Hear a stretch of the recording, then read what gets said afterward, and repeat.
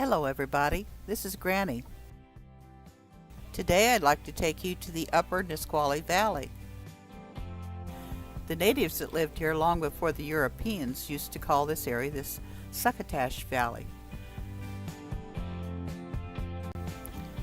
But in 1888, Walter and Cora Ashford started a homestead here in the shadow of Mount Rainier.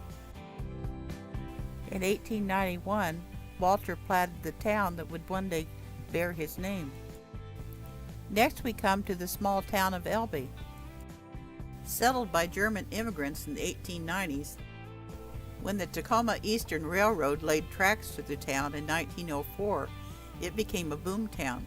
Today it's a good place to stop and have a break on your way to Mount Rainier Park. A couple of miles further down the road, and you'll see another of my favorite attractions, Dan Clinert Sculpture Park. Using nothing but scrap metal and driftwood, his creations are really a wonder to behold. He's open to the public from May until October, and you really should stop and take a look. When we get to Ashford, we're only 5 miles from the Nisqually entrance to the national park. Ashford is often used as a base camp for visitors to the park, especially those interested in mountain climbing. Mountaineers Jim and Lou Whitaker have businesses located here. In 1969, Jim was the first American to reach the summit of Mount Everest.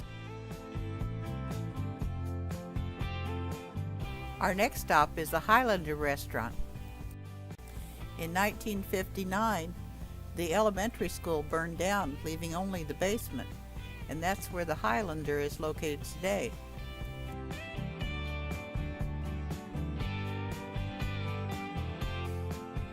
Inside the restaurant, the walls are decorated with pictures of old Ashford.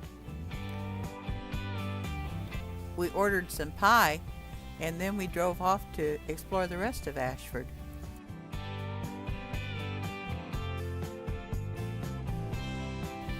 Here are a few of the rental cottages that are available around Ashford.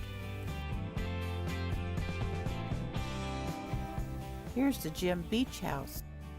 Jim Beach was married to Mildred Ashford, who was the daughter of Walter and Cora. Jim was an accomplished pilot and pianist. Now this is the Ashford Mansion, where Cora and Walter resided.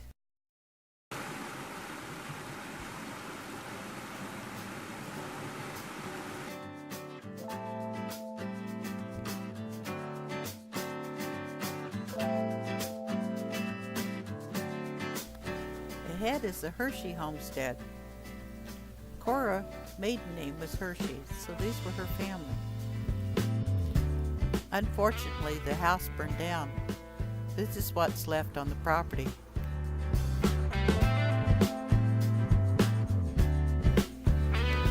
And then we turned around and went back to town and looked at some of the other buildings.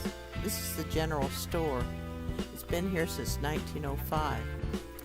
And this is the Ashford Creek Pottery. In this shop you can find local pottery and local artwork. And it has a small collection of historic photographs. Across the road is Joan Painter's art studio. I hope the next time you're driving through Ashford, you'll remember the Ashford family. And I'd like to thank Frank and Joan and the young lady at the visitor center for being so hospitable that day. Well, I'll see you all next time. Goodbye.